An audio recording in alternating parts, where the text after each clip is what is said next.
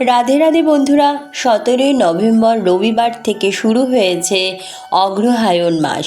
এই অগ্রহায়ণ মাস ভগবান শ্রীকৃষ্ণ ও মা লক্ষ্মীর অত্যন্ত প্রিয়। বন্ধুরা, এই অগ্রহায়ণ মাসের প্রথম দিন থেকে আপনারা যদি এই খাবারটি গ্রহণ করতে পারেন তাহলে ঈশ্বরের আশীর্বাদে আপনাদের জীবনের সমস্ত বাধা বিপত্তি দূর হয়ে যাবে, বাড়ির বাস্তু দোষ দূর হবে এবং জীবনে আসবে অপার সুখ শান্তি সৌভাগ্য। অগ্রহায়ণ মাস ভগবান শ্রীকৃষ্ণের অত্যন্ত প্রিয়। ভগবান শ্রীকৃষ্ণ ভগবদ গীতায় বলেছেন, আমি মাসের মাস শীর্ষ এবং ঋতুতে বসন্ত। হিন্দু ক্যালেন্ডার অনুযায়ী এই মাস শীর্ষ মাস অগ্রহায়ণ মাস শুরু হচ্ছে 17ই নভেম্বর থেকে। তাই বন্ধুরা, এই অগ্রহায়ণ মাসে প্রতিদিন, আর যদি সেটা সম্ভব না হয় অন্তত পক্ষে একটা দিন হলেও এই খাবারটি আপনারা পরিবারের সকল সদস্য গ্রহণ করুন। দেখবেন আপনাদের পরিবার নানা রকম বাধা বিপত্তি, রোগ জ্বালা যন্ত্রণা খুব সহজেই দূর হয়ে যাবে, বাড়ির বাস্তু দোষ দূর হবে, সংসারে আসবে সুখ শান্তি এবং সারা বছর আপনারা সুস্থ ও নিরোগ থাকতে পারবেন। ভগবান শ্রীকৃষ্ণের প্রিয় এই কাজটি পরিবারের সকল সদস্যরা মিলে অবশ্যই পালন করার চেষ্টা করুন। বন্ধুরা, ভিডিওটি সম্পূর্ণ দেখার অনুরোধ রইল। সম্পূর্ণ ভিডিওটি দেখার পর কেমন লাগলো অবশ্যই কমেন্ট করে জানাবেন এবং কমেন্টে জয় শ্রীকৃষ্ণর জয় বা রাধে রাধে লিখতে একদম ভুলবেন না। ভিডিওটি ভালো লাগলে লাইক শেয়ার ও নতুন বন্ধুরা প্লিজ চ্যানেলটি সাবস্ক্রাইব করে পাশে বেল বাটনটি অন করে নেবেন, যাতে আমার পরবর্তী ভিডিওর নোটিফিকেশন খুব সহজেই আপনাদের কাছে পৌঁছে যায়। আর যে সকল বন্ধুরা অলরেডি চ্যানেলটি সাবস্ক্রাইব করে পাশে আছেন তাদের অসংখ্য ধন্যবাদ। তো চলুন বন্ধুরা, আসা যাক মূল পর্বে। বৈদিক যুগে এই অগ্রহায়ণ মাসের এক বিশেষ গুরুত্ব রয়েছে। জীবনে সব ধরনের সাফল্য পেতে এই অগ্রহায়ণ মাসে ভগবান শ্রীকৃষ্ণের পূজা আরাধনা করা হয়। পাশাপাশি এই অগ্রহায়ণ মাস মা লক্ষ্মীর মাস হিসাবেও বলা হয়। মা লক্ষ্মীর অত্যন্ত প্রিয় এই অগ্রহায়ণ মাস। বাংলা ক্যালেন্ডার অনুযায়ী এই অগ্রহায়ণ মাসকে মাস শীর্ষ মাস বলা হয়। অগ্রহায়ণ অর্থাৎ আগুন শব্দ থেকে এই শব্দের উৎপত্তি হয়েছে। এই মাসের শুক্ল পক্ষের পঞ্চমী তিথিতে ভগবান শ্রী রামচন্দ্র ও মাতা সীতার বিবাহ হয়েছিল, যা বিবাহ পঞ্চমী নামে পরিচিত।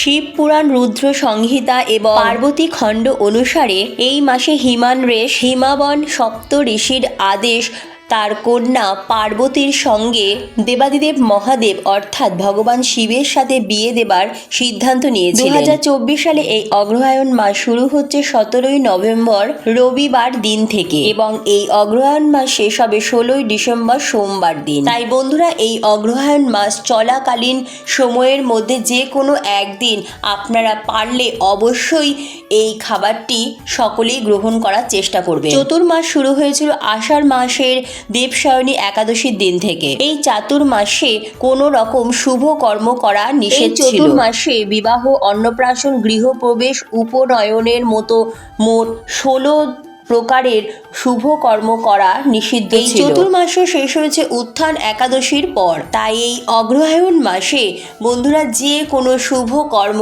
যেমন বিবাহ, অন্নপ্রাশন, জমি ক্রয় বিক্রয়, গৃহপ্রবেশ ইত্যাদি যে কোনো শুভ ও মঙ্গল অনুষ্ঠান আপনারা করতে পারেন। অগ্রহায়ণ মাসে ত্রিদেবের আরাধনা অর্থাৎ ব্রহ্মা বিষ্ণু মহেশ্বরের পুজো করতে হয়। এই ত্রিদেবের পুজো যদি অগ্রহায়ণ মাসে করতে পারেন তাহলে আপনাদের ভাগ্য যদি কোনো প্রকার খারাপ থাকে তাহলে সেই ভাগ্য দোষ খুব সহজেই কেটে যায় এবং আপনার ভাগ্যের উন্নতি ঘটতে শুরু করে। বন্ধুরা, অবশ্যই এই অগ্রহায়ণ মাসে কিন্তু ত্রিদেবের আরাধনা করতে একদম ভুলবেন না। মাস শীর্ষ অগ্রহায়ণ মাস একটি পবিত্র সময়কাল। এই সময়কালে কোনো মানুষের অর্থাৎ পরনিন্দা পরচর্চা একদম করা উচিত নয়। এই সময়কালে অন্য কোনো ব্যক্তির নিন্দা বা সমালোচনা শোনা উচিত নয়। যদি কোনো কারণে অন্যের সমালোচনা বা নিন্দা আপনাকে শুনতে হচ্ছে তাহলে মনে মনে ওম দামোদরায় নমঃ এই মন্ত্রটি জপ করবেন এবং ভগবানের কাছে ক্ষমা চেয়ে নেবেন। পুরাণ মতে এই অগ্রহায়ণ মাস থেকে শুরু হয়েছিল সত্যযুগের।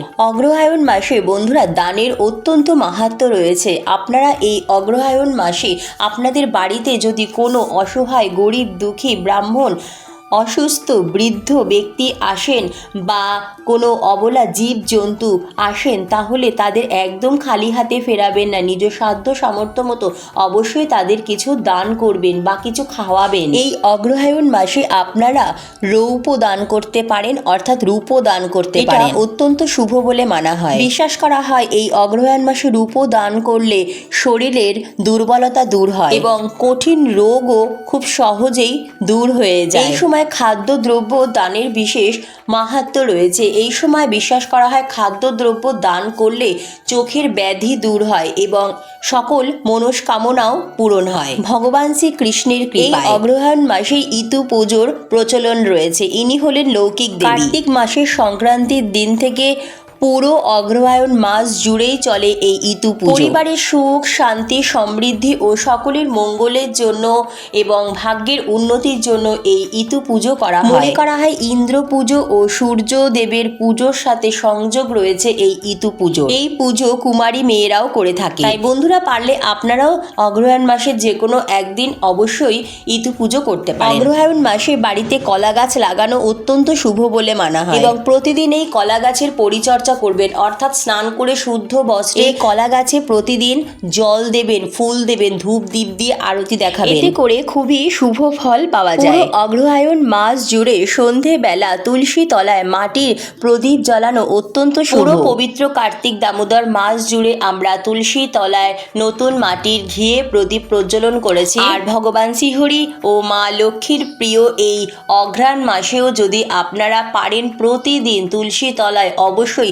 ঘিয়ে প্রদীপ প্রজ্বলন করবেন। পক্ষে যদি সম্ভব না হয় প্রতিদিন ঘিয়ে প্রদীপ প্রজ্বলন করা, তো বন্ধুরা অন্তত পক্ষে সপ্তাহে একটা দিন আপনারা ঘিয়ে প্রদীপ অবশ্যই তুলসী তলায় নিবেদন করবেন এবং বাদবাকি দিন আপনারা সর্ষের তেলে প্রদীপও প্রজ্বলন করতে পারেন। এবং বন্ধুরা অবশ্যই এই অগ্রহায়ণ মাসের প্রতিটি দিন তুলসী গাছে জল নিবেদন করবেন, ফুল নিবেদন করে তুলসী মন্দির প্রদক্ষিণ করবেন। সন্ধেবেলা মাটির নতুন ঘিয়ে প্রদীপ দিয়ে তুলসী মন্দিরে আরতি করবেন। শাস্ত্র অনুযায়ী অগ্নিকাণ্ডের সময় কোনো ব্যক্তির দিনে একবার খাওয়া উচিত এবং তার সাথে সাথে অবশ্যই ব্রাহ্মণদের নিজ সাধ্য সামর্থ্য মতো খাওয়ানো উচিত এবং দান করা উচিত। বিশ্বাস করা হয় যে ব্যক্তি এই নিয়মটি পালন করে থাকেন সেই ব্যক্তি অনেক পাপ থেকে খুব সহজেই মুক্তি লাভ করতে পারবেন। তাই বন্ধুরা অগ্রহায়ণ মাস চলাকালীন আপনারা এই ক্রিয়াকলাপটি অবশ্যই পালন করার চেষ্টা করবেন।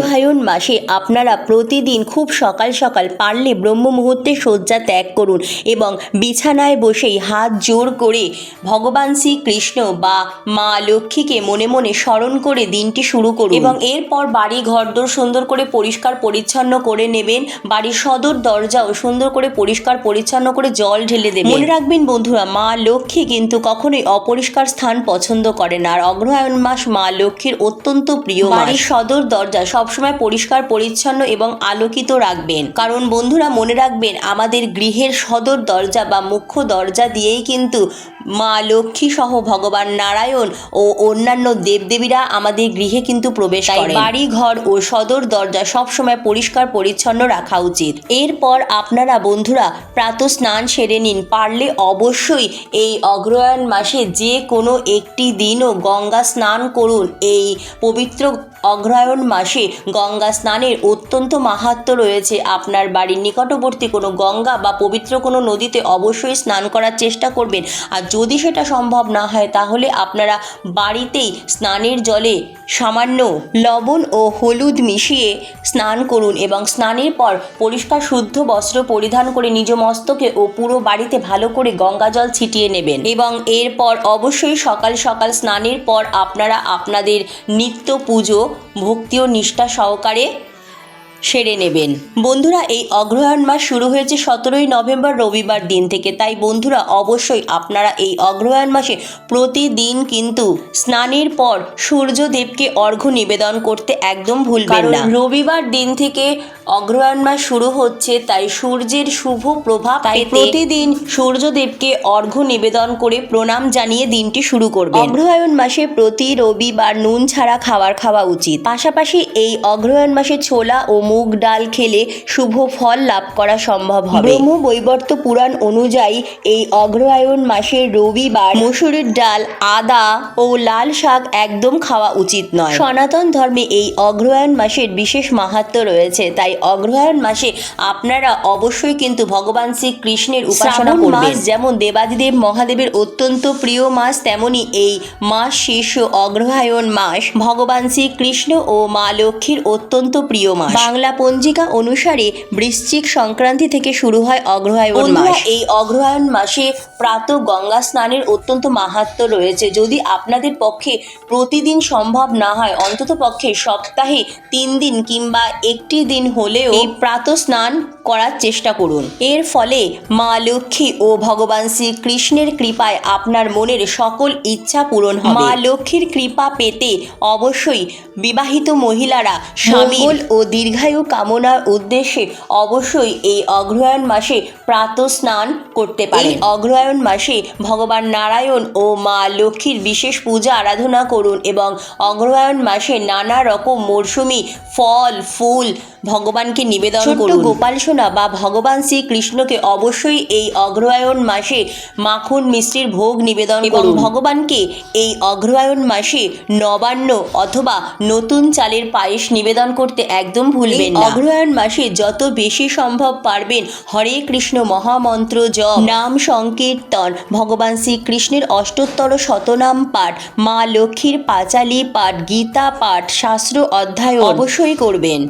দেখবেন আপনাদের মন খুব শান্ত থাকবে, মন থেকে যে কোনো প্রকার ভয় দূর হয়ে যাবে। ঈশ্বরের কৃপায় দেখবেন আপনারা সকল কাজে খুব সহজেই সফলতা অর্জন করতে পারবেন। অগ্রহায়ণ মাসে প্রতিদিন ভগবান শ্রীকৃষ্ণের পুজোর সময় ওম নমো ভগবতে বাসুদেবায় নমো এই মন্ত্রটি যত বেশি সম্ভব পারবেন জপ করবেন। চেষ্টা করুন এই মাস জুড়ে 108 বার প্রতিদিন এই মন্ত্রটি জপ করার। এই অগ্রহায়ণ মাস জুড়ে ক্রিং কৃষ্ণায় নমো, ক্রিং কৃষ্ণায় নমো, ক্রিং কৃষ্ণায় নমো জপ করলে পরমেশ্বর ভগবানের কৃপায় আপনার মনের সকল ইচ্ছা পূরণ হবে। পরিবারের সকল বাধা বিপত্তি, আর্থিক কষ্ট, রোগ জ্বালা যন্ত্রণা খুব সহজেই দূর হয়ে যাবে। তাই বন্ধুরা অবশ্যই ভক্তি ও নিষ্ঠা সহকারে এই অগ্রহায়ণ মাসে ঈশ্বরের আরাধনা করবেন। আপনাদের জীবন ভরপুর হয়ে উঠবে সুখ শান্তি সমৃদ্ধি সৌভাগ্যে। তো বন্ধুরা আজকের মতো এইটুকুই। অনেক অনেক ধন্যবাদ ভিডিওটি দেখার জন্য। হরে কৃষ্ণ, রাধে রাধে।